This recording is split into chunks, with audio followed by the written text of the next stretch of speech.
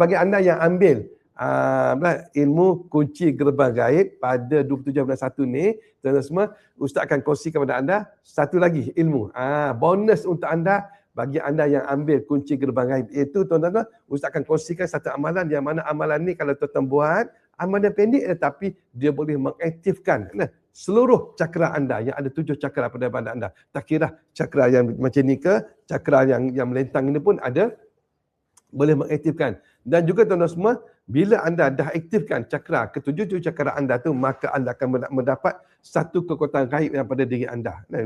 Sama ada dari segi pengasihan, dari segi pelarisan, dari segi apa sahaja tuan semua akan aktif pada diri anda. Contohlah, kalau anda teraktifkan tujuh cakra, bila anda nak gunakan untuk pengasihan, daya pengasihan, maka kekuatan daya pengasihan tersebut dia akan aktif dan orang akan tunduk pada anda, orang akan tu. Kalau untuk pelarisan, anda niat saja tuan-tuan untuk lariskan perniagaan anda, maka mudah untuk anda laris dalam perniagaan. Dengan syarat anda membuka gerbang, gerbang gaib tu satu amalan ni, satu lagi untuk gerbang cakra gaib anda. Jadi anda ada 2 gerbang, satu gerbang gaib, satu lagi gerbang cakra.